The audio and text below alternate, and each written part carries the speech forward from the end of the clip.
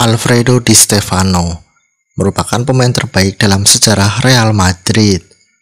Dia tampil luar biasa baik saat menyerang maupun bertahan.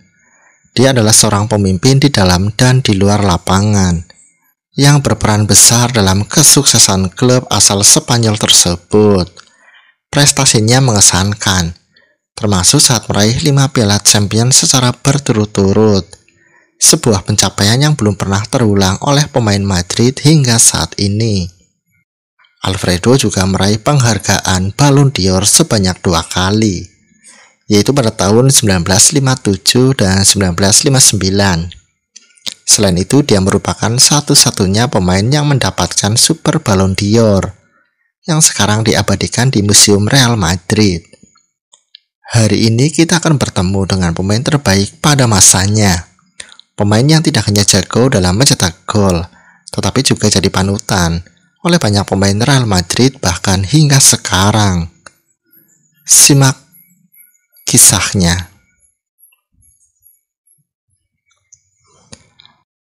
Alfredo Di Stefano Laurhe lahir pada tanggal 4 Juli 1926 di Buenos Aires, Argentina. Ia tumbuh di kota Barrios. Ayahnya merupakan mantan pemain sepak bola amatir. Oleh karena itu, dia sudah menunjukkan minat yang besar pada olahraga ini sejak usia dini. Kesempatan pertamanya muncul saat dia terpilih untuk bergabung dengan tim junior River Plate, di mana bakatnya tidak luput dari perhatian. Pada tahun 1945, pada usia 17 tahun, ia melakukan debutnya di tim utama. Alfredo dengan cepat dapat menunjukkan potensi terbaiknya. Sayangnya perkembangannya terhambat akibat kurangnya waktu bermain. Pada musim 1946, klub memutuskan untuk meminjamkannya ke Huracan. Selama 1 tahun di sana, dia berhasil menunjukkan kemampuannya yang memukau, membuat River Plate menariknya kembali pada tahun 1947. Pada tahun tersebut, secara mengejutkan, dia bisa membawa River Plate menjadi juara liga dengan torehan 27 gol yang membuatnya menjadi pencetak gol terbanyak. Pada usia 20 tahun, ia sudah melakukan debut bersama tim nasional Argentina. Bersama Albiceleste, kemampuannya juga tak kalah mengesankan, membuatnya menjadi talenta terbesar di negaranya. Namun sayangnya, pemogokan pemain di Liga Argentina pada tahun 1949 menghentikan aksinya.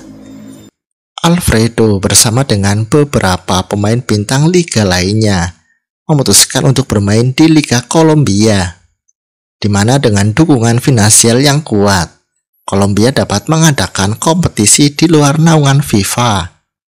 Di sana, Alfredo bergabung dengan Millonarios, tim yang dianggap sebagai salah satu yang terbaik di dunia pada saat itu.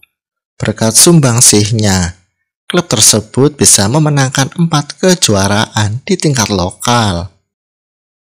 Pada tanggal 6 Maret 1952, Millonarios mengunjungi kamar tim stadium kandang Real Madrid untuk melakukan pertandingan persahabatan dengan tuan rumah yang sedang merayakan ulang tahun. Di pertandingan tersebut, tim asal Kolombia itu menang dengan skor 2-4, di mana Alfredo berhasil mencetak 2 gol yang kemudian menarik perhatian Los Blancos dan Barcelona. Pada saat itu, Alfredo sebenarnya masih terikat kontrak dengan River Plate. Meskipun saat ini ia memilih bermain bersama Millonarios di Liga Kolombia. Di klub tersebut ia tampil dalam 182 pertandingan dengan bisa mencetak 157 gol. Pada akhir tahun 1952, setelah 3 tahun di Kolombia, ia justru menolak untuk kembali ke River Plate. Mendengar kabar tersebut, Barcelona mengambil langkah maju guna mengamankan jasanya.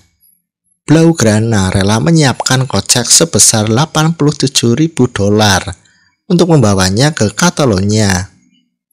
Alfredo tiba di Barcelona pada tanggal 24 Mei 1953. Namun FIFA melarangnya bermain hingga kontraknya dengan River Plate diakhiri.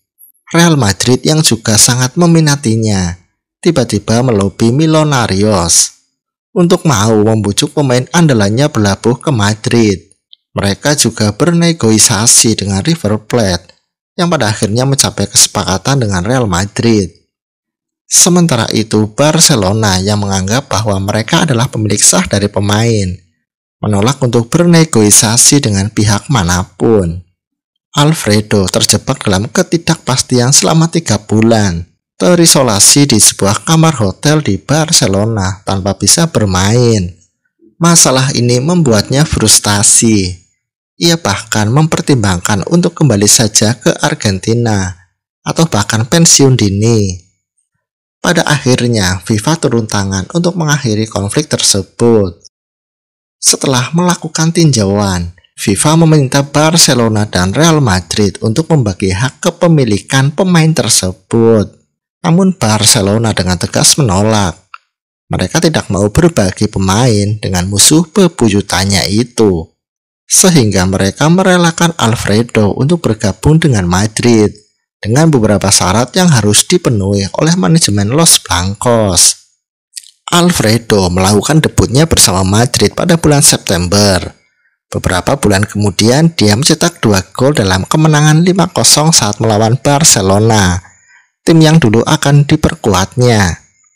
Musim itu ia mencetak 27 gol dalam 28 pertandingan di Liga untuk mengantarkan Madrid memenangkan gelar juara Liga yang sebelumnya tidak bisa mereka raih selama 21 tahun. Meskipun secara posisi bermain, Alfredo adalah seorang penyerang. Namun di atas lapangan, ia kerap bermain di segala sisi. Ia mampu bertahan, merebut bola, mengatur serangan, memberikan assist, dan mencetak gol dengan luar biasa. Stadion Chamartín pada saat itu terasa terlalu kecil untuk melihat aksinya. Oleh karena itu, Presiden Real Madrid, Santiago Bernabeu, kemudian memutuskan untuk memperluas kapasitas stadion menjadi 100.000 penonton. Hal itu dilakukannya untuk mengakomodir antusiasme para penggemar yang ingin menyaksikan Alfredo beraksi di atas lapangan.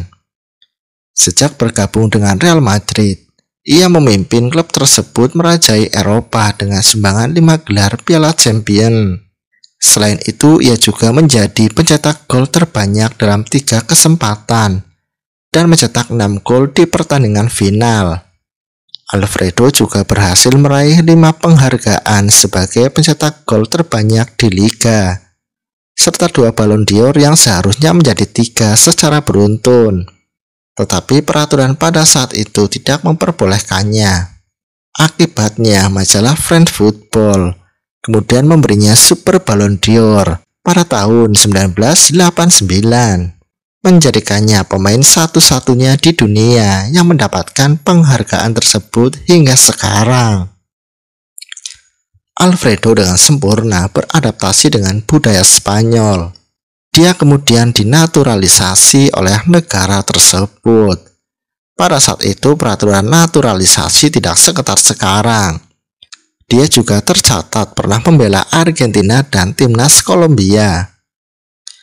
Bersama Argentina, dia berhasil mencetak 6 gol dalam 6 pertandingan. Sedangkan bersama Kolombia, dia tampil dalam 4 pertandingan tanpa bisa mencetak 1 gol pun. Penampilan internasionalnya terbanyak tercatat saat ia membela Spanyol, di mana dia tampil sebanyak 31 pertandingan dengan torehan 23 gol. Satu-satunya kekecewaan terbesarnya adalah ketika dia tidak bisa bermain di Piala Dunia dengan tim nasional Argentina karena mengalami cedera menjelang Piala Dunia 1962 di Chili. Pada tanggal 26 Agustus 1963 di Venezuela, Alfredo mengalami salah satu episode paling pahit dalam hidupnya. Saat itu Real Madrid akan menjalani pertandingan persahabatan di sana. Namun sebelum pertandingan dimulai, ia diculik oleh anggota Front Pembebasan Negara Amerika Selatan.